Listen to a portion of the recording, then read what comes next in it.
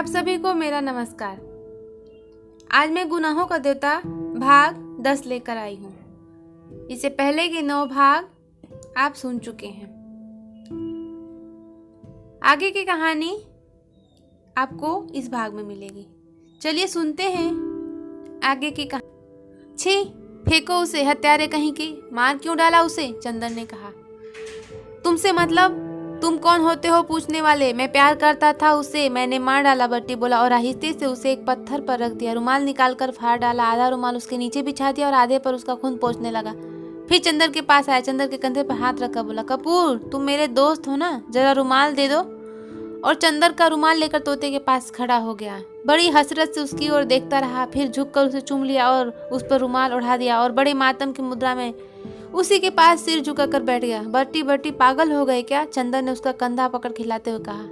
यह क्या नाटक हो रहा है? बट्टी ने आंखें खोली और चंदर को भी हाथ पकड़कर वहीं बिठा लिया। बोले, देखो कपूर, एक दिन तुम आए थे तो मैंने तोता और जेनी दोनों को दिखाकर कहा था ना कि मैं जेनी से नफरत करता हूँ, उसे शादी कर लूंगा और तोते से मैं प्यार करता हूँ, इसे मार डालूंगा। कहा था कि नहीं? कहो हाँ।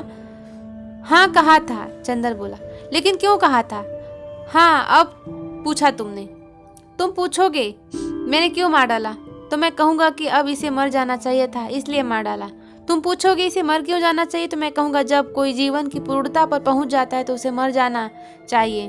अगर वह अपनी ज़िंदगी का लक्ष्य पूरा कर चुका है और नहीं मरता तो यह उसका अन्याय है। वह अपनी ज़िंदगी का लक्ष्य पूरा कर चुका था फिर भी नहीं मरता था। मैं इसे प्यार करता था लेकिन वह अन्याय नहीं सह सकता था, अतः मैंने इसे मार डाला। अच्छा, तो तुम्हारे तोते की भी ज़िंदगी का कोई लक्ष्य था? हर एक की ज़िंदगी का लक्ष्य होता है और वह लक्ष्य होता है सत्य को, चरम सत्य को जान जाना। वह सत्य जान लेने के बाद आदमी अगर जिंदा रहता है तो यह उसकी असीम बेहयाई है। मैंने इसे वह सत्य दिखा दिया, फिर भी यह नहीं मरा तो मैंने मार डाला। तुम पूछोगे कि वह चरम सत्य क्या है? वह सत्य है कि मौत आदमी के शरीर की हत्या करती है और आदमी की हत्या गला घोंट देती है। मसलन तुम अगर किसी औरत के पास जा रहे हो या किसी औरत के पास से आ रहे हो और संभव है उसने तुम्हारी आत्मा की हत्या कर डाली है, अब तुम जल्दी ही पूरे पागल हो जाओगे, चंदर ने कहा और फिर पम्मी के पास लौट गया। पम्मी उसी तरह मदहोश लेटी थी। उसने जाते ही फिर बाहें फैलाकर चंदर को समेट लिया और चंदर उसके वक्ष की रेशमी गरमाई में डूब गया। जब वह लौटा तो बट्टी के हाथ में खुरपा लिए गड्ढा बना रहा था। सुनो कपूर, यहाँ मैंने उसे गाड़ दिया, यह उसकी समाधि है और देखो आते आते यहाँ सिर झुका देना। वह बेचारा जीवन का सत्य जान चुका है, समझ लो वह सेंट पैरस संत सुखदेव हो गया है। अच्छा, चंदर सिर झुकाकर हंसते हुए आगे बढ़ा। सुनो, रुको कपूर, फिर बट्टी ने पुकारा और पास आकर चंदर के कंधे पर हाथ रखकर बोला, कपूर तुम मानते हो कि नहीं कि मैं पहले एक साधारण आदमी था? अब भी हो? चंदर ने हंसते बोला, नहीं अब मैं असाधारण नहीं हूँ कपूर। देखो तुम्हें आज रहस्य बताऊं, वही आदमी साधारण होता है जो किसी परिस्थिति में भी किसी तथ्य को स्वीकार नहीं करता, उसका निषेध करता चलता है। जब वह किसी को भी स्वीकार कर लेता है तब वो पराजित हो जाता है। मैं तो कहूँगा साधारण आदमी बनने के लिए सत्य को स्वीकार नहीं करना चाहिए। क्या मतलब बट्टी, तुम तो दर्शन की भाषा में बोल रहे हो, मैं अर्थशास्त्री का विद्यार्थी हूँ भाई, चंदर ने कौतूहल से कहा। देखो अब मैंने विवाह स्वीकार कर लिया है, जेनी को स्वीकार कर लिया है, चाहे यह जीवन का सत्य ही क्यों न हो, पर महत्ता तो निषेध में होती है। सबसे बड़ा आदमी वह होता है जो निषेध कर दे, लेकिन मैं अब साधारण आदमी हूँ, सस्ती किस्म का व्यक्ति। मुझे कितना दुख है, आज मेरा तोता भी मर गया, मेरी असाधारणता भी। और फिर बट्टी तोते की कब्र के पास सिर झुकाकर बैठ गया। वह घर पहुंचा तो उसके पांव पर जमीन नहीं पड़े थे। उसने उफनी हुई चांदी चूमी थी, उसे तरड़ाई को चांद के स्पर्शों से सिरा दिया था। उसने नीली बिजलियां चूमी थी, प्राणों के सिहरन और गुदगुदी से खेलकर वह आ रहा था। वह पम्मी के होठों के गुलाबी को चूम चूम कर गुलाबों के देश में पहुंच गया था। उसकी नसों में बहते हुए रस में गुलाब झूम उठे थे। वह सिर से पैर तक मदहोश प्यास बना हुआ था। वह घर पहुंचा तो जैसे उल्लास में उसका अंग अंग नाच रहा हो। बिनती के प्रति दोपहर को जो आक्रोश उसके मन में उभर आया था वह भी शांत हो गया था। बिनती ने आकर खाना रखा। चंदर ने बहुत हंसते हुए बड़े मीठे स्वर में कहा, बिनती आज तुम भी खाओ। नहीं, मैं नीचे खाऊंगी। अरे चल बैठ गिलहरी, चंदर ने बहुत दिन पहले के स्नेह के स्वर में कहा। बिनती के पीठ पर घूंसा मारकर उससे पार बिठा लिया। आज तुम्हें नाराज नहीं रहने देंगे, खा ले पगली। नफरत से नफरत बढ़ती है, प्यार से प्यार जागता है। बिनती के मन का सारा स्नेह सूख सा गया था। वह चिड़चिड़ी, स्वाभिमानी, गंभीर और रुखी हो गई थी। लेकिन औरत बहुत कमजोर होती है, ईश्वर न करे कोई उसके हृदय की ममता को छू ले। वह सब कुछ बर्दाश्त कर लेती अगर कोई किसी तरह उसके मन के रस को जगा दे, तो वह फिर अपना सब अभिमान भूल जाती है। चंदर ने जब वहां आई तभी से उसके हृदय की ममता जीत ली थी, इसलिए चंदर के सामने सदा झुकती आई। लेकिन पिछली बार से चंदर ने ठोकर मारकर सारा स्नेह बिखेर दिया था। उसके बाद उसके व्यक्तित्व का रस सूखता ही गया, क्रोध जैसे उसकी भौहों पर रखा रहता था। आज चंदर ने उसे इतने दुलार से बुलाया तो लगा जाने कितने दिनों का भूला स्वर सुन रही है। चाहे चंदर के प्रति उसके मन में कुछ भी आक्रोश क्यों न हो, लेकिन वह ईश्वर का आग्रह नहीं टाल सकती, यह वह भली प्रकार जानती थी। वह बैठ गई। चंदर ने एक और बनाकर बिंती के मुंह में दे दिया। बिंती ने खा लिया। चंदर ने बिंती के बाह में चुटकी काट लिया। अब दिमाग ठीक हो गया पगली का, इतने दिनों से अकड़ी फिरती थी। बिंती ने बहुत दिन भूले हुए स्नेह के स्वर में कहा। खुद ही तो अपना दिमाग बिगाड़े रहते हैं और हमें इल्जाम लगाते हैं। तरकारी ठंडी तो नहीं है। दोनों में सुलह हो गई। जाड़ा अब काफ़ी बढ़ गया था। खाना खा चुकने के बाद बिंती साल ओढ़े चंदर के पास आई और बोली, लो इलायची खाओगे? चंदर ने ले ली। छीलकर आधे दाने खुद खा लिए, आधे बिंती के मुंह में दे दिए। बिंती ने धीरे से चंदर की उंगली दांत से दबा दी। चंदर ने हाथ खींच लिया। बिंती उसी के पलंग पर पास बैठ गई और बोली, याद है तुम्हें? इसी पलंग पर तुम्हारा सिर दबा रही तो तुम्हें शीशी फेंक दी थी। हाँ याद है। अब कहो तुम्हें उठाकर फेंक दूं? चंदर आज बहुत खुश था। मुझे क्या फेंकोगे? बिंती ने शरारत से मुंह बनाकर कहा। मैं तुम्हें उठूंगी ही नहीं। जब अंगों का तूफान एक बार उठना सीख लेता है, दूसरी बार उठने में उसे देर नहीं लगी। अभी वह अपने तूफान में पम्मी को पीस कर आया था। सिरहाने बैठी हुई बिंती हल्का बादामी साल ओढ़े रह रहकर मुस्कुराते और गालों में फूलों के गड्ढे कटोरे खिल जाते, आंख में एक नई चमक। चंदर थोड़ी देर देखता रहा। उसके बाद उसने बिंती को खींचकर कुछ हिचकते हुए बिंती के माथे पर अपने होंठ रख दिए। बिंती कुछ नहीं बोली, चुपचाप अपने को छुड़ाकर सिर झुकाए बैठी रही और चंदर के हाथ को अपने हाथ में लेकर उसकी उंगलियां चिटकाती रही। सहसा बोली, अरे तुम्हारे कफ का बटन टूट गया, लाओ सिल दूं। चंदर को पहले कुछ आश्चर्य हुआ, फिर ग्लानि। बिंती कितना समर्पण करती है उसके सामने वह, लेकिन उसे अच्छा नहीं किया। पम्मी की बात दूसरी है, बिंती की बात दूसरी। बिंती के साथ एक पवित्र अंतर ही ठीक रहता। बिंती आई और उसके कफ में बटन सीने लगी। सीते सीते बचे हुए डोरे को दांत से तोड़ते हुए चंदर बोली, चंदर एक बात कहे मानोगे क्या? पम्मी के यहाँ मत जाया करो। पम्मी के यहाँ मत जाया करो। क्यों? पम्मी अच्छी औरत नहीं है, वह तुम्हें प्यार नहीं करती, तुम्हें बिगाड़ती है। यह बात गलत है बिंती, तुम इसलिए कह रही हो ना कि उसमें वासना बहुत तीखी है। नहीं, यह नहीं। उसने तुम्हारी जिंदगी में सिर्फ एक नशा, एक वासना दी, कोई ऊंचाई, कोई पवित्रता नहीं दी। कहाँ दीदी, कहाँ पम्मी? किस स्वर्ग से उतरकर तुम किस नरक में फंस गए? पहले मैं भी यही सोचता था बिंती, लेकिन बाद में मैंने माना कि लड़की के जीवन में वासना ही तीखी है। तो क्या इसी से वह निंदनीय है? क्या वासना स्वतः में निंदनीय है? गलत। यह तो स्वभाव और व्यक्तित्व का अंतर है बिंती। हर एक से हम कल्पना नहीं मांग सकते, हर एक से वासना नहीं पा सकते। बादल है, उस पर किरण पड़ेगी, इंद्रधनुष ही खिलेगा। फूल है, उस पर किरण पड़ेगी, तबस्सुम ही आएगा। बादल से हम मांगने लगे तबस्सुम और फूल से मांगने लगे इंद्रधनुष, तो यह हमारी एक कवितामयी भूल होगी। माना एक लड़की के जीवन में प्यार आया, उसने अपने देवता के चरणों पर अपनी कल्पना चढ़ा दी। दूसरी के जीवन में प्यार आया, उसने चुंबन, आलिंगन और गुदगुदी से बिजलियां दी। एक बोली, देवता हो मेरा शरीर चाहे जिसका हो, मेरी पूजा, मेरी भावना, मेरी आत्मा तुम्हारी है, वह जन्म जन्मांतर तक तुम्हारी रहेगी। और दूसरी दीप शिखा से लहराकर बोले, दुनिया कुछ कहे, अब तो मेरा तन मन तुम्हारा है, मैं बेकाबू हूँ, मैं क्या करूँ? मेरे तो अंग अंग जैसे अलसा कर चूर हो गए तुम्हारी गोद में गिर पड़ने के लिए। मेरी तरुड़ाई पुलक उठी है तुम्हारे आलिंगन में पिस जाने के लिए। मेरे लाज के बंधन जैसे शिथिल हुए जाते हैं। मैं करूं तो क्या करूं? कैसा नशा पिला दिया है तुमने। मैं सब कुछ भूल गई हूं। तुम चाहे जिसे अपनी कल्पना दो, अपनी आत्मा दो, लेकिन एक बार अपने जलते हुए होठों में मेरे नरम गुलाबी होठ समेट लो। बताओ बिनती, क्यों पहली की भावना ठीक है या दूसरी की प्यास गलत? बिनती कुछ देर तक चुप रही, फिर बोली, चंदर तुम बहुत गहराई से सोचते हो, लेकिन मैं तो एक मोटी सी बात जानती हूँ कि जिसके जीवन में वह प्यास जग जाती वह फिर किसी भी सीमा तक गिर सकता है, लेकिन जिसने त्याग किया, जिसकी कल्पना जागी, वह किसी भी सीमा तक उठ सकता है। मैंने तो तुम्हें उठते हुए देखा है। गलत है बिनती, तुमने गिरते हुए देखा है मुझे। तुम मानोगे कि सुधा से मुझे कल्पना ही मिली थी, त्याग ही मिला था, पवित्रता ही मिली थी, पर वह कितने दिन टिकी? और तुम यह कैसे कह सकती हो कि वासना आदमी को नीचे ही गिराती है? तुम आज ही की घटना लो। तुम यह तो मानोगे कि अभी तक मैंने तुम्हें अपमान और तिरस्कार ही दिया था। खैर उसकी बात जाने दो। बिनती बोली, नहीं, बात आ गई है तो मैं साफ कहता हूँ कि आज मैंने तुम्हें प्रतिदान देने की सोची। आज तुम्हारे लिए मेरे मन में स्नेह उमड़ आया। क्यों जानती हो? पम्मी ने आज अपने बहुपास में कसकर जैसे मेरे मन की सारी कटुता, सारा विष खींच लिया। मुझे लगा बहुत दिन बाद मैं फिर पिशाच नहीं, आदमी हूँ। यह वासना का ही दान है।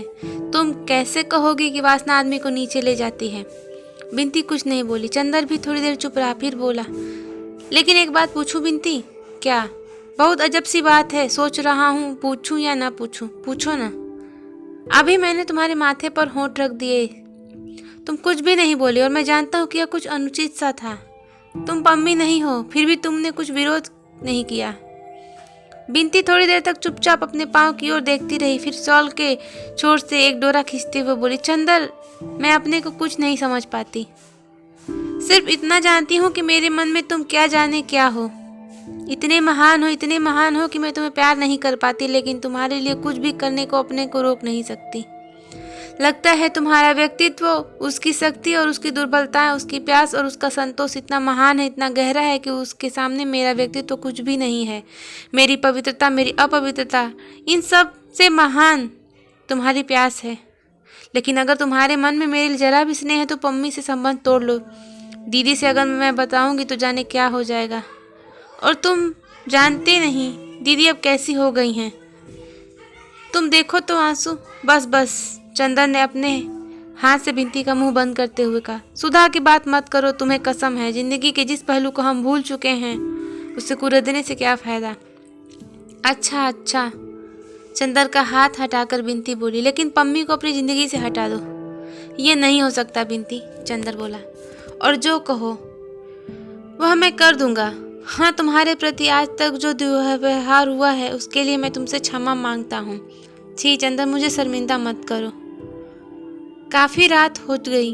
चंदन लेट गया। बिंती उसे रजाई उड़ा दी और टेबल पर बिजली का स्टैंड रखकर बोली, अब चुपचाप सो जाओ। बिंती चली गई। चंदन पड़ा पड़ा सोचने लगा, दुनिया गलत कहती है कि वासना पाप है, मित्रता और क्षमाशीलता आती है। पम्मी से उसे जो कुछ मिला वह अगर पाप है तो आज चंदन ने जो बिंती को दिया उसमें इतनी क्षमा, इतनी उदारता और इतनी शांति क्यों थी?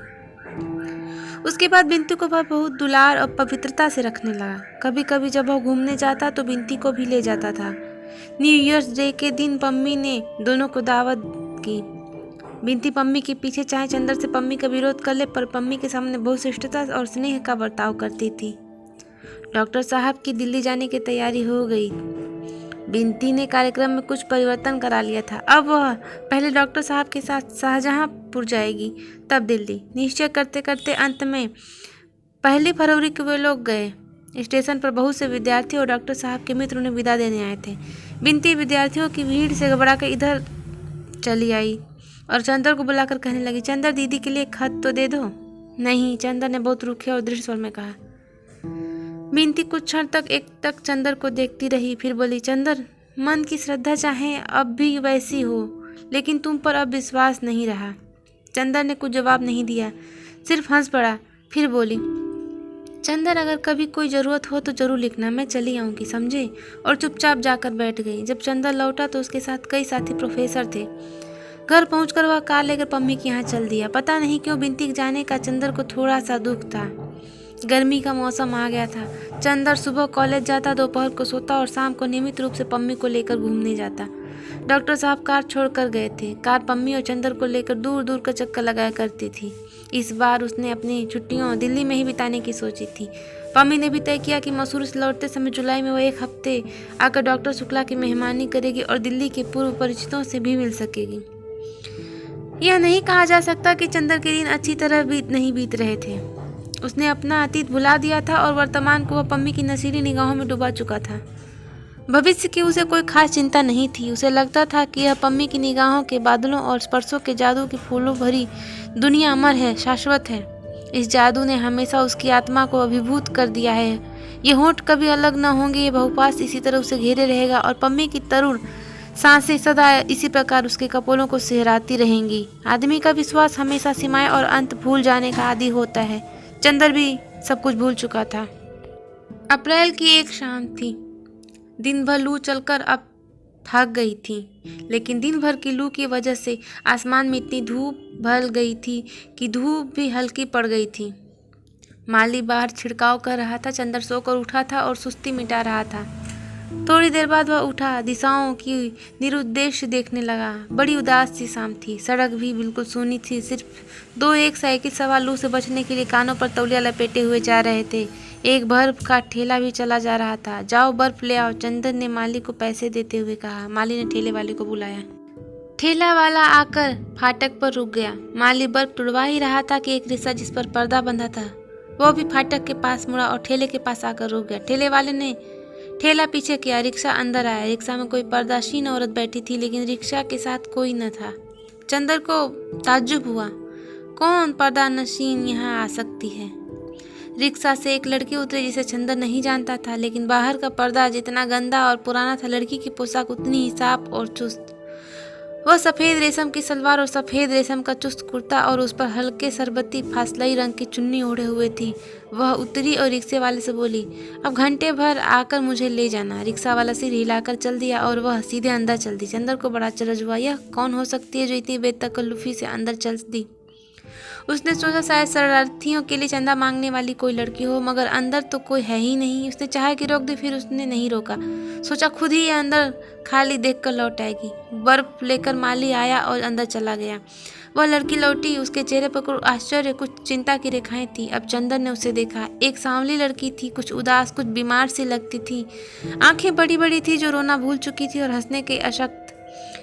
चेहरे पर एक पीली छां थी। ऐसा लगता था देखने से ही कि लड़की दुखी है पर अपने को संभालना जानती है। वह आई और बड़ी फीकी मुस्कान के साथ बड़ी शिष्टता स्वर में बोली, चंदर भाई सलाम। सुधा क्या ससुराल में है? चंदर का आश्चर्य और भी बढ़ गया। यह तो चंदर को भी जानती है। जी हाँ, वह ससुराल में है। आप? और बिनती कहाँ है? लड़की ने बात काट कर पूछा। बिनती दिल्ली में है। क्या आप उसकी भी शादी हो गई? जी नहीं, डॉक्टर साहब आजकल दिल्ली में है। वह उन्हीं के पास पढ़ रही है। बैठ तो जाइए, चंदर ने कुर्सी खिसका कर कहा। अच्छा, तो आप यहीं रहते हैं? अब नौकर हो गए होंगे। जी हाँ, चंदर ने अचरज में डूबकर कहा। लेकिन आप इतनी जानकारी और परिचय की बातें कर रही, मैंने आपको पहचाना नहीं, क्षमा कीजिएगा। वह लड़की हंसी, जैसी अपनी किस्मत, जिंदगी और अपने इतिहास पर हंस रही हो। आप मुझको कैसे पहचान सकते हैं? मैं जरूर आपको देख चुकी थी। मेरे आपके बीच दरअसल एक रोशनदान था। मेरा मतलब सुधा से है। ओह, मैं समझा आप गेसु हैं। जी हाँ। और गेसु ने बहुत तमीज से अपनी चुन्नी ओढ़ ली। आप तो शादी के बाद जैसे बिल्कुल खो ही गई। अपनी सहेली को भी एक खत भी नहीं लिखा। अख्तर मियाँ मजे में हैं? आपको यह सब कैसे मालूम? बहुत आकुल होकर गेसु बोले और उसकी पीली आंखों में भी और भी मैलापन आ गया। मुझे सुधा से मालूम हुआ था। मैं तो उम्मीद कर रहा था कि आप लोग हम लोगों को दावत जरूर देंगी, लेकिन मुझे कुछ मालूम ही नहीं हुआ। एक बार सुधा जी ने मुझे आपके यहाँ भेजा तो मालूम हुआ कि आप लोगों ने मकान ही छोड़ दिया है। जी हाँ, मैं देहरादून में थी। अम्मी जान वगैरह सभी वहीं थी। अभी हाल में मुझे कुछ पनाहगीर पहुँचे। पनाहगीर? जी, पंजाब के सिख वगैरह कुछ झगड़ा हो गया तो हम लोग चले आए। अब हम लोग यहीं हैं। अख्तर मियाँ कहाँ हैं? मिर्ज़ापुर में पीतल का रोजगार कर रहे हैं और उनकी बेबी देहरादून में। यह सज़ा क्यों दी आपने उन्हें? सज़ा की कोई बात नहीं। गेसु का स्वर घुटता हुआ सा मालूम हो रहा था। उनकी बीवी उनके साथ है। क्या मतलब? आप तो अजब बातें कर रही हैं। अगर मैं नहीं भूल सकता तो आपकी शादी? जी हाँ। बड़ी ही उदास हंसी हंसकर गेसु बोली। आपसे चंदर भाई मैं क्या छिपाऊंगी। जैसे सुधा वैसे आप। मेरी शादी उनसे नहीं हुई। अरे गुस्ताखी, माफ़ कीजिएगा। सुधा तो मुझसे कह रही थी कि अख्तर मुझसे मोहब्बत करते हैं। गेसु बात काट कर बोले और बड़ी गंभीर हो गई और अपनी चुन्नी के छोर में टंके हुए सितारे को तोड़ती हुई बोली, मैं सचमुच नहीं समझ पाई कि उनके मन में क्या था। उनके घर वालों ने मेरे बजाय फूल को ज़्यादा पसंद किया। उन्होंने फूल से ही शादी कर ली। अब अच्छी तरह निभ रही है दोनों की। फूल तो इतने अरसे में एक बार भी हम लोगों से मिलने नहीं आई। अच्छा। चंदर चुप होकर सोचने लगा। कितनी बड़ी प्रवंचना हुई इस लड़की की जिंदगी में और कितने दबे शब्दों में यह कहकर चुप हो गई। एक भी आंसू नहीं, एक भी सिसकी नहीं, संयत स्वर और फीकी मुस्कान। बस चंदर चुपचाप अंदर उठकर चला गया। महाराजी ना गई। कुछ नाश्ता और शरबत भेजने के लिए कहकर चंदर बाहर आया। गेसु चुपचाप लॉन की ओर देख रही थी शून्य निगाहों से। चंदर आकर बैठ गया और बोला, बहुत धोखा दिया आपको। छी, ऐसी बातें नहीं करते चंदर भाई। कौन जानता है कि यह अख्तर की मजबूरी रही हो, जिनको मैंने अपना सरताज माना। उनके लिए ऐसा ख्याल भी दिल में लाना गुनाह है। मैं इतनी गिरी हुई नहीं हूँ कि यह सोचूं कि उन्होंने मुझे धोखा दिया। गेसु दांत तले जबान दबाकर बोली। चंदर दंग रह गया। क्या गेसु अपने दिल से कह रही है? इतना अखंड विश्वास है गेसु को अख्तर पर। शरबत आ गया था। गेसु ने तकल्लुफ नहीं किया लेकिन बोली, आप बड़े भाई हैं, पहले आप शुरू कीजिए। आपकी फिर कभी अख्तर से मुलाकात नहीं हुई? चंदन ने एक घूंट पीकर कहा। क्यों नहीं हुई? कई बार वह अम्मी जान के पास आए, आपने कुछ कहा नहीं? कहती क्या, यह सब बातें कहने सुनने की होती हैं। और फिर फूल वहाँ आराम से है, अख्तर भी फूल को जान से ज़्यादा प्यार से रखते हैं, यही मेरे लिए बहुत है। और अब कहकर क्या करूँगी? जब फूल से शादी तय हुई तो वे राजी हो गए, तभी मैंने कुछ नहीं कहा। अब तो फूल की मांग, फूल का सुहाग मेरे लिए सुबह की अजान से ज़्यादा पाक है। गेसु ने शरबत में निगाह डुबाए हुए कहा। चंदर क्षण भर चुप रहा, फिर बोला, अब आपकी शादी अम्मी जान कब कर रही हैं? कभी नहीं। मैंने कसद कर लिया है कि मैं शादी ताउम्र नहीं करूंगी। देहरादून के मैटरनिटी सेंटर में काम सीख रही थी, कोर्स पूरा हो गया, अब किसी अस्पताल में काम करूंगी। आप क्यों, आपको ताज्जुब क्यों हुआ? मैंने अम्मी जान को इस बात के लिए राजी कर लिया है। मैं अपने पैरों पर खड़ी होना चाहती हूँ। चंदन ने शरबत से बर्फ निकालकर फेंकते हुए कहा, मैं आपकी जगह होता तो दूसरी शादी कर लेता और अक्सर अख्तर से भरसक बदला लेता। बदला? गेसु मुस्कुराकर बोली, छी चंदर भाई, बदला, गुरेज, नफरत, इससे आदमी न कभी सुधरा है न कभी सुधरेगा। बदला और नफरत तो अपने मन की कमजोरी जाहिर करते हैं, और फिर बदला मैं लूँ किससे? उससे दिल की तन्हाइयों में मैं जिसके सजदे पड़ती हूँ, यह कैसे हो सकता है? गेसु के माथे पर विश्वास का तेज दमक उठा। उसकी बीमार आंखों में धूप लहलहा उठी और उसकी कंचलता सा तन जगमगाने लगा। कुछ ऐसी दृढ़ता थी उसकी आवाज में, ऐसी गहराई थी उसके ध्वनि में कि चंदर देखता ही रह गया। वह जानता था कि गेसु के दिल में अख्तर के लिए कितना प्रेम था। वह यह भी जानता था कि गेसु अख्तर की शादी के लिए किस तरह पागल थी। वह सारा सपना ताश की महल की तरह गिर गया था, और परिस्थितियों ने नहीं, खुद अख्तर ने धोखा दिया। लेकिन गेसु है कि माथे पर सिकन नहीं, भौहों में बल नहीं, होठों पर शिकायत नहीं। नारी के जीवन का यह कैसा अमिट विश्वास था, यानी जिसे गेसु ने अपने मन में स्वर्ण मंदिर समझा था, वह ज्वालामुखी बनकर फूट गया है। और उसने दर्द की पिघली आग की धारा में गेसु को डुबो देने की कोशिश की, लेकिन गेसु है कि अटल चट्टान की तरह खड़ी है। चंदर के मन में कहीं कोई टीस उठी। उसके दिल की धड़कनों ने कहीं उससे पूछा, और चंदर, तुमने क्या किया? तुम पुरुष थे, तुम्हारे सबल कंधे किसी के प्यार के बोझ नहीं ढो पाए चंदर। लेकिन चंदर ने अपने अंतःकरण की आवाज को अनसुनी करते हुए पूछा, तो आपके मन में जरा भी दर्द नहीं अख्तर को न पाने की? दर्द? गेसु की आवाज डूबने लगी। निगाहों की जर्द पंखुड़ियों पर हल्की पानी की लहर दौड़ गई। दर्द तो सिर्फ सुधा समझ सकती है चंदर भाई। बचपन से वह मेरे लिए क्या थे वह जानती है। मैं तो उनका सपना देखते देखते उनका सपना ही बन गई थी। खैर, लेकिन दर्द इंसान के यकीदे को और मजबूत न कर दे, आदमी के कदमों को और ताकत न दे, आदमी के दिल को ऊंचाई न दे तो इंसान क्या?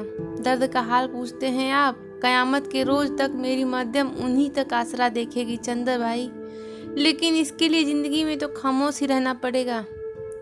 बंद घर में जलते हुए चिराग की तरह घुलना होगा। और अगर मैंने उनको अपना माना है तो वह मिलकर ही रहेंगे, आज नहीं सही, कयामत के बाद सही। मोहब्बत की दुनिया में जैसे एक दिन उनके बिना कट जाता है, वैसे जिंदगी उनके बिना कट जाएगी, लेकिन उसके बाद वे मेरे होकर रहेंगे। चंदर का दिल कांप उठा। गेसु की आवाज में तारे बरस रहे थे।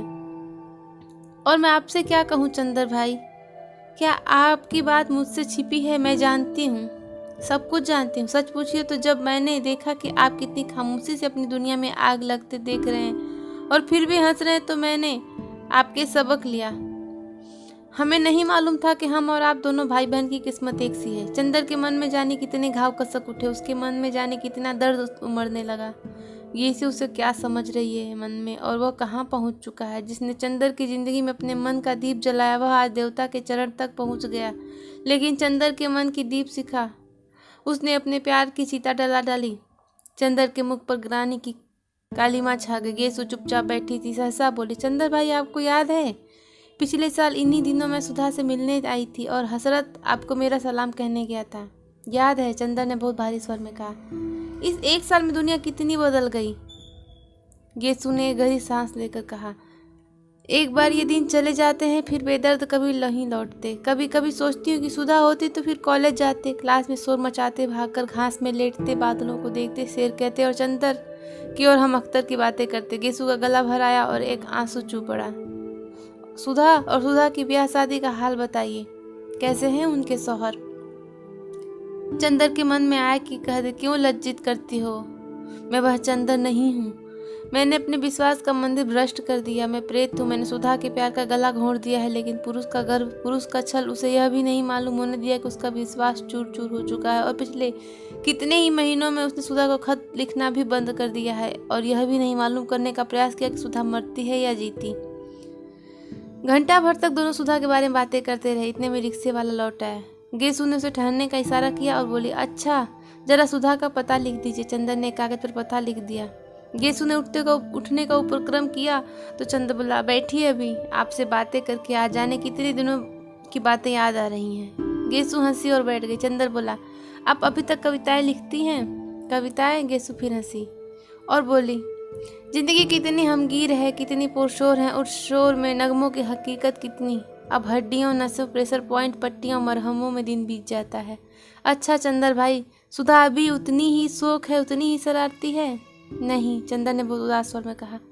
जाओ कभी देख आओ ना। नहीं, जब तक जगह नहीं मिल जाती कहीं, तब तक तो इतनी आज़ादी नहीं मिलेगी। अभी यहीं हूँ, उसी को बुलवाऊंगी और उसके पति देवता को लिखूंगी। कितना सोना लग रहा है घर, जैसे भूतों का बसेरा हो, जैसे परेत रहते हो। क्यों परेत बना रही आप? मैं रहता हूँ उसी घर में, चंदर बोला। अरे मेरा मतलब यह नहीं था, गेसु हंसते हुए बोली। अच्छा, अब मुझे तो अम्मी जान नहीं भेजेंगी, आ जाने कैसे अकेले आने की इजाज़त दे दी। आपको किसी दिन बुलवाऊँ तो आइएगा ज़रूर। हाँ आऊँगा गेसु, ज़रूर आऊँगा, चंदर ने बहुत स्नेह से कहा। अच्छा भाईजान, सलाम, नमस्ते। गेसु जाकर रिक्शे पर बैठ गए और पर्दा तन गया। रिक्शा चल दिया। चंदर एक अजीब सी निगाह से देखता रहा, जैसे अपने अतीत की कोई खोई हुई चीज ढूंढ रहा हो, फिर धीरे धीरे लौट आया हो। सूरज डूब गया था। वह गुसलखाना बंद कर नहाने बैठ गया।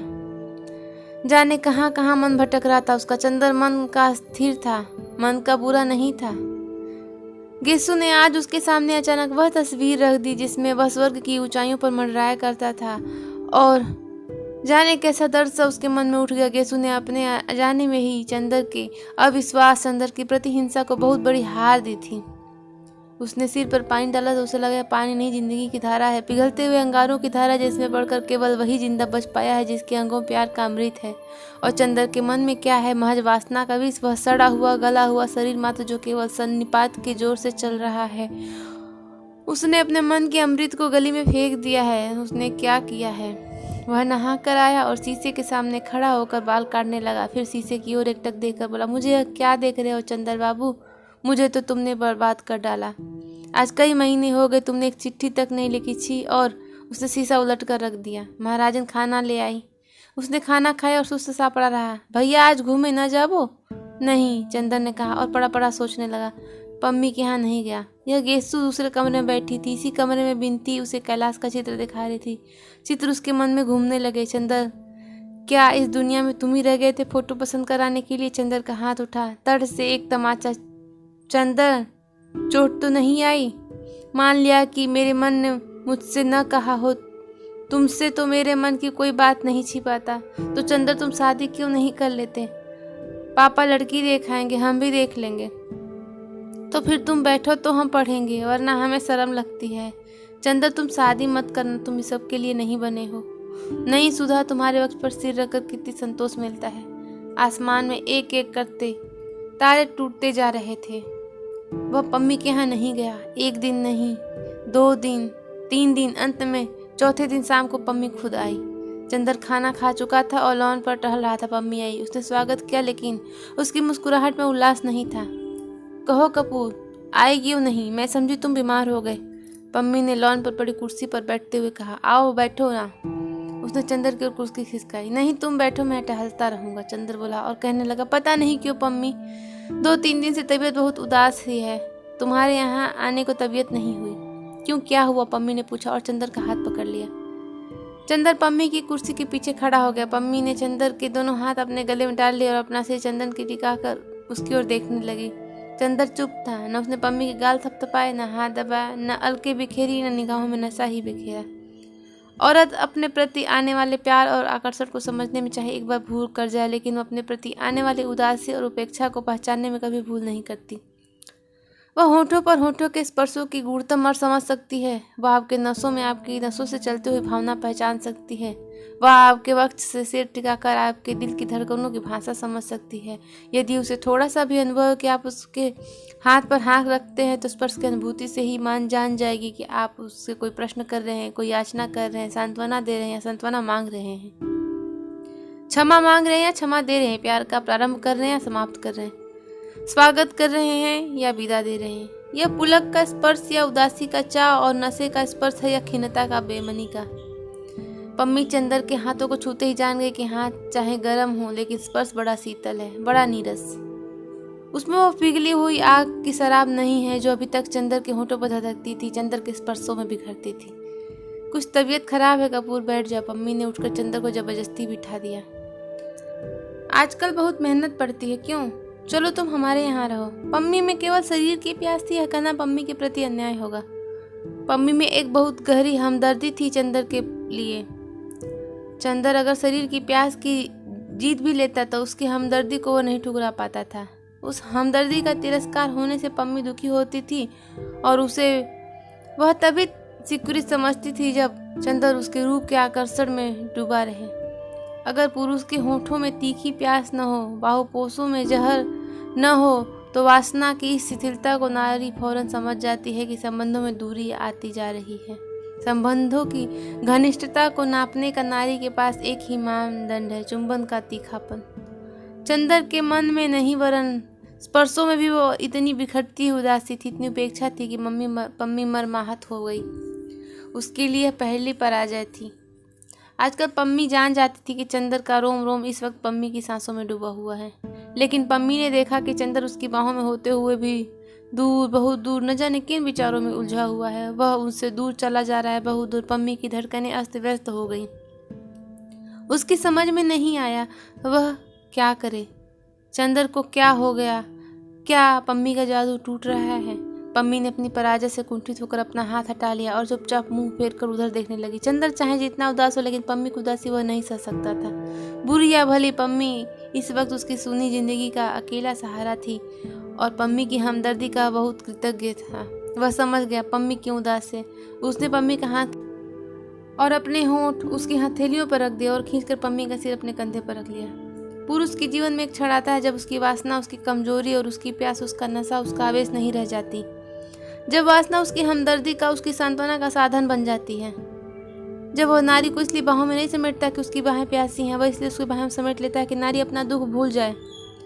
जिस वक्त वह नारी की सीपिया पलकों के नशे में नहीं वरन उसकी आंखों के आंसू सुखाने के लिए उसकी पलकों पर होंठ रख देता है, जीवन के उस क्षण में पुरुष जिस नारी से सहानुभूति रखता है, उसके मन की पराजय को भुलाने के लिए वह नारी को बाहुपोश के नशे में बहला लेना चाहता है। लेकिन इन बाहुपाशों में जरा प्यास भी नहीं होती, जरा आग जरा भी नहीं होती।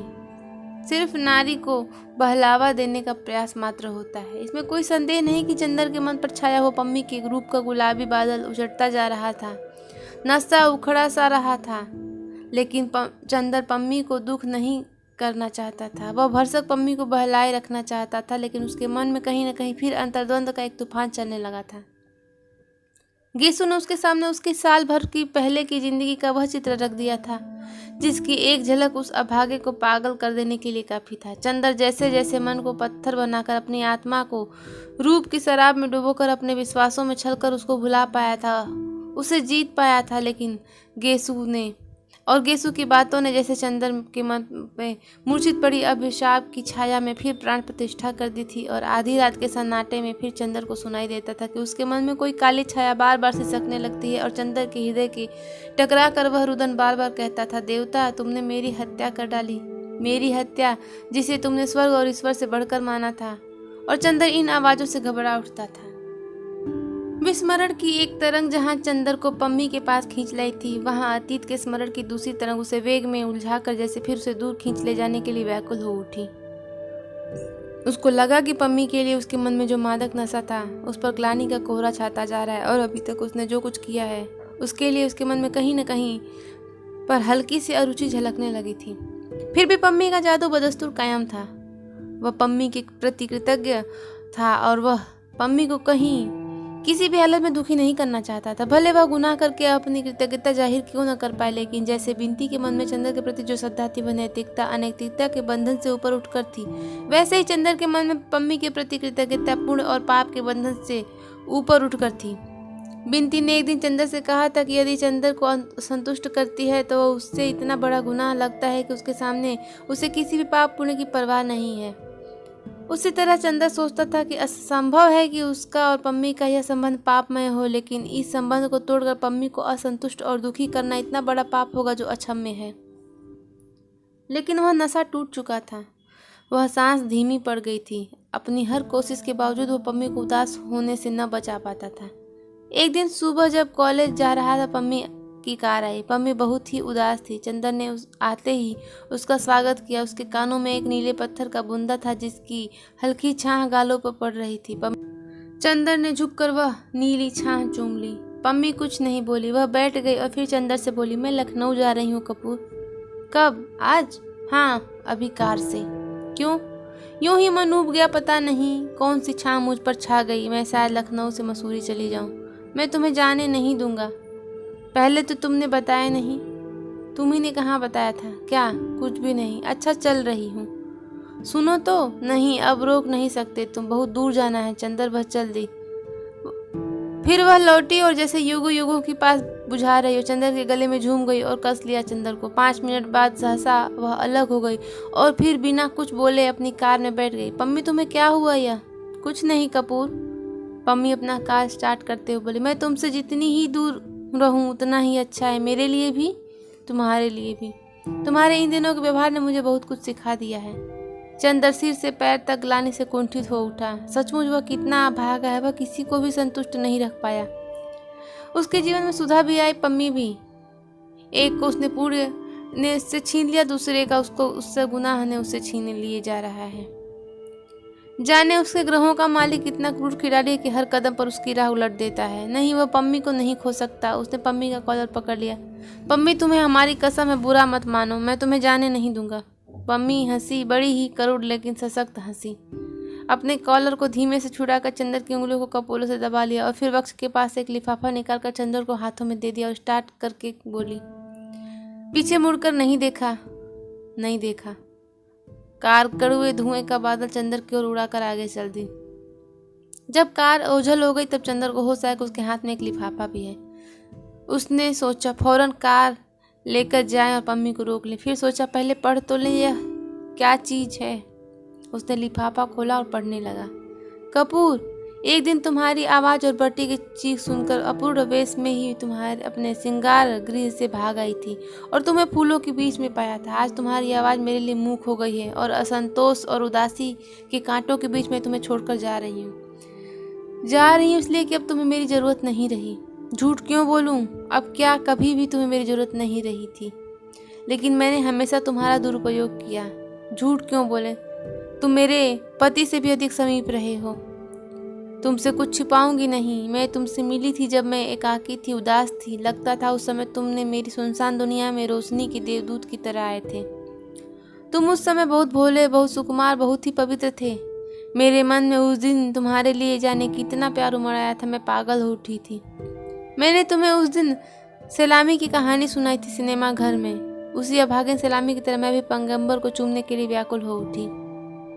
देखा, तुम पवित्रता को प्यार करते हो। सोचा यदि तुमसे प्यार ही जीतना है तो तुमसे पवित्रता की बातें ही करूं। मैं जानती थी कि सेक्स प्यार का आवश्यक अंग है, लेकिन मन में तीखी प्यास लेकर मैंने तुमसे सेक्स विरोधी बातें करनी शुरू कर दी। मुंह पर पवित्रता और अंदर से भोग का सिद्धांत रखते हुए मेरा अंग अंग प्यासा उठा था। तुम्हें होठों तक खींच लाई थी, लेकिन फिर साहस नहीं हुआ। फिर मैंने उस छोकरी को देखा, उस नितांत प्रतिभाहीन दुर्मला छोकरी मिस सुधा को। वह कुछ भी नहीं थी, लेकिन मैं देखते ही जान गई थी कि तुम्हारे भाग्य का नक्षत्र है। जाने क्यों उसे देखते ही मैं अपना आत्मविश्वास खो सा बैठी। उसके व्यक्तित्व में कुछ न होते हुए भी कम से कम अजब सा जादू था। यह मैं भी स्वीकार करती हूँ, लेकिन वह थी छोकरी। तुम्हें न पाने की निराशा और तुम्हें पाने की असीम प्यास, दोनों के पीस डालने वाले संघर्ष से भागकर मैं हिमालय में चली आई। जितना तीखा आकर्षण होता है कपूर, कभी कभी नारी उतनी ही दूर भागती है। अगर कोई प्याला मुंह से न लगाकर दूर फेंक दे तो समझ लो कि वह बेहद प्यासा है, इतना प्यासा कि तृप्ति की कल्पना से भी घबराता है। दिन रात उस पहाड़ी की धवल चोटियों में तुम्हारी निगाहें मुस्कुराती थी, पर मैं लौटने का साहस न कर पाती थी। लौटी तो देखा कि तुम अकेले हो, निराश हो और थोड़ा थोड़ा उलझे हुए भी। पहले मैंने तुम पर पवित्रता की आड़ में विजय पानी चाहिए थी, अब तुम पर वासना का सहारा लेकर छा गई। तुम मुझे बुरा समझ सकते हो, लेकिन काश तुम मेरी प्यास को समझ पाते कपूर। तुमने मुझे स्वीकार किया है, वैसे नहीं जैसे कोई फूल शबनम को स्वीकार करे। तुमने मुझे उस तरह स्वीकार किया जैसे कोई बीमार आदमी माफिया अफीम के इंजेक्शन को स्वीकार करे। तुम्हारी प्यासी और बीमार प्रवृत्तियां बदली नहीं, सिर्फ बेहोश होकर सो गई थी। लेकिन कपूर, पता नहीं किसके स्पर्श के कारण वे एकाएक बिखर गई। मैं जानती हूँ इधर तुम में क्या परिवर्तन आ गया है। मैं तुम्हें उसके लिए अपराधी नहीं ठहराती कपूर। मैं जानती हूँ तुम मेरे प्रति अब भी कितने कृतज्ञ हो, कितने स्नेहशील हो, लेकिन अब तुम में वह प्यास नहीं, वह नशा नहीं। तुम्हारे मन की वासना अब मेरे लिए तरस में बदलती जा रही है। मुझे वह दिन याद है, अच्छी तरह याद है चंद्र, जब तुम्हारे जलते हुए होठों ने अपनी इतनी गहरी वासना से मेरे होठ समेट लिया था कि मेरे लिए अपना व्यक्तित्व भी एक सपना बन गया था। लगता था सभी सितारे का तेज भी इसकी चिंगारी के सामने फीका है। लेकिन आज होठ होठ है, आग के फूल नहीं रहे। पहले मेरी एक झलक से तुम्हारे रोम रोम में सैकड़ों इच्छाओं की आंधियां गरज उठती थी। आज तुम्हारी नसों का खून ठंडा है, तुम्हारी निगाहें पथराई हुई हैं और तुम इस तरह वासना मेरी ओर फेंक देते हो जैसे तुम किसी पालतू बिल्ली को पाव रोटी का टुकड़ा दे रहे हो। मैं जानती हूँ कि हम दोनों के संबंधों की उष्णता खत्म हो गई है। अब तुम्हारे मन में महज एक तरस है, एक कृतज्ञता है। और कपूर, मैं स्वीकार नहीं कर सकूंगी, क्षमा करना, मेरा भी स्वाभिमान है। लेकिन मैंने कह दिया कि मैं तुमसे छिपाऊंगी नहीं। तुम इस भ्रम में कभी मत रहना कि मैंने तुम्हें प्यार किया था। पहले मैं भी यही सोचती थी। कल मुझे लगा कि मैंने अपने आज तक को धोखा दिया है। मैंने इधर तुम्हारी खिन्नता के बाद अपने जीवन पर बहुत सोचा, तो मुझे लगा कि प्यार जैसी स्थायी और गहरी भावना शायद मेरे जैसे रंगीन बहिर्मुखी स्वभावशाली के लिए है ही नहीं। प्यार जैसी गंभीर और खतरनाक तूफानी भावना को अपने कंधों पर ढोने का खतरा देवता या बुद्धिहीन नहीं उठा सकते। तुम उसे वहन कर सकते हो, कर रहे हो। प्यार की प्रतिक्रिया भी प्यार की ही परिचायक है कपूर। मेरे लिए आंसुओं की लहरों में डूब जाना संभव नहीं। या तो प्यार आदमी को बादलों की ऊंचाई तक उठा ले जाता है या स्वर्ग से पाताल में फेंक देता है। लेकिन कुछ प्राणी हैं जो न स्वर्ग के हैं न नरक के। वे दोनों लोगों के बीच अंधकार की परतों में भटकते रहते हैं। वे किसी को प्यार नहीं करते, देवताओं को पकड़ने का प्रयास करते हैं, या शायद प्यार करते हैं, निरंतर नई अनुभूतियों के पीछे दीवाने रहते हैं और प्यार को बिल्कुल करते ही नहीं। उनको न दुख होता है न सुख। उनकी दुनिया में केवल संशय, अस्थिरता और प्यास होती है कपूर। मैं उसी अपागे लोक की एक प्यासी आत्मा थी। अपने एकांत से घबराकर तुम्हें अपने बाहुपास में बांधकर तुम्हारे विश्वास को स्वर्ग से खींच लाई थी। तुम स्वर्गभ्रष्ट देवता भूल कर मेरे अभिशप्त लोक में आ गए थे। आज मालूम होता है फिर तुम्हारे विश्वास ने तुम्हें पुकारा है। मैं अपनी प्यास में खुद धधक उठूं, लेकिन तुम्हें अपना मित्र माना था। तुम पर मैं आँच नहीं आने देना चाहती। तुम मेरे योग्य नहीं। तुम अपने विश्वासों के लोक में लौट जाओ। मैं जानती हूँ तुम मेरे लिए चिंतित हो, लेकिन मैंने अपना रास्ता निश्चिंत कर लिया है। स्त्री बिना पुरुष के आश्रय के नहीं रह सकती। उस अभागी को जैसे प्रकृति ने कोई अभिशाप दे दिया है। मैं थक गई हूँ इस प्रेम लोक में भटकन से। मैं अपने पति के पास जा रही हूँ, वो मुझे क्षमा कर देंगे, मुझे विश्वास है। उन्हीं के पास क्यों जा रही हूँ? इसलिए मेरे मित्र कि अब मैं सोच रही हूँ कि स्त्री स्वाधीन नहीं रह सकती। उसके पास पत्नीत्व के सिवा कोई चारा नहीं। जहाँ जरा स्वाधीन हुई कि बस उसी अंधकूप में जा पड़ती जहाँ मैं थी। वह अपना शरीर भी खोकर तृप्ति नहीं पाती। फिर प्यार से तो मेरा विश्वास जैसे उठा जा रहा है। प्यार स्थायी नहीं होता। मैं ईसाई हूँ, पर सभी अनुभवों के बाद मुझे पता लगता है कि हिंदुओं में यहाँ प्रेम नहीं वरन धर्म और सामाजिक परिस्थितियों के आधार पर विवाह की रीति बहुत वैज्ञानिक और नारी के लिए सबसे ज़्यादा लाभदायक है। उसमें नारी को थोड़ा बंधन चाहे क्यों न हो, लेकिन दायित्व रहता है, संतोष रहता है और अपने घर की रानी रहती है। काश तुम समझ पाते कि खुले आकाश में इधर उधर भटकने के बाद, तूफानों से लड़ने के बाद मैं कितनी आतुर हो उठी क्यों बंधनों के लिए, और किसी सशक्त डाल पर बने हुए सुखद सुकोमल नीर में बसेरा लेने के लिए। जिस नीर को मैं इतने दिनों पहले उजाड़ चुकी थी, आज वह फिर मुझे पुकार रहा है। हर नारी के जीवन में यह क्षण आता है और शायद इसलिए हिंदू प्रेम की बजाय विवाह को अधिक महत्व देते हैं। मैं तुम्हारे पास नहीं रुकी। मैं जानती थी कि हम दोनों के संबंधों में प्रारंभ में इतनी विचित्रताएं थी कि हम दोनों को संबंध स्थायी नहीं रह सकता था। फिर भी जिन क्षणों में हम दोनों एक तूफान में फंस गए थे वे क्षण मेरे लिए अमूल्य निधि रहेंगे। तुम बुरा ना मानना, मैं तुमसे जरा भी नाराज नहीं हूँ। मैं न अपने को गुनहगार मानती हूँ न तुम्हें। फिर भी अगर तुम मेरी सलाह मान सको तो मान लेना। किसी अच्छी सी सीधी सादी हिंदू लड़की से विवाह कर लेना। किसी बहुत बौद्धिक लड़की जो तुम्हें प्यार करने का दम भरती हो, उसके फंदे में न फंसना कपूर। मैं उम्र और अनुभव दोनों में तुमसे बड़ी हूँ। विवाह में भावना या आकर्षक अक्सर जहर बिखेर देता है। ब्याह करने के एक आध महीने के लिए अपनी पत्नी सहित मेरे पास आना जरूर कपूर। मैं उसे देखकर वह संतोष पालूंगी जो हमारी सभ्यता ने हम अभागों से छीन लिया है। अभी मैं साल भर तक तुमसे नहीं मिलूंगी। मुझे तुमसे अब भी डर लगता है, लेकिन इस बीच में बर्टी का ख्याल रखना। कभी कभी उसे देख लेना। रुपयों की कमी तो उसे न होगी। बीबी भी उसे ऐसी मिल गई जिसने उसे ठीक कर दिया है। और उस अभागे भाई से अलग होते हुए मुझे कैसा लग रहा है तुम जानते हो, अगर तुम बहन होते। अगला पत्र भी तुम्हें तभी लिखूंगी जब मेरे पति से मेरा समझौता हो जाएगा। नाराज तो नहीं हो? प्रमिला ट्रिपूज। गुनाहों का देवता भाग 10 को यहीं पे रोकते हैं। आगे की कहानी आपको अगले भाग में मिलेगी। तब तक बने रहिए हमारे साथ। और आपको ये कहानी कैसी लग रही है ज़रूर बताइएगा। वीडियो को लाइक कर दीजिएगा, चैनल को सब्सक्राइब कर दीजिए। मिलते हैं कहानी के अगले भाग के साथ। तब तक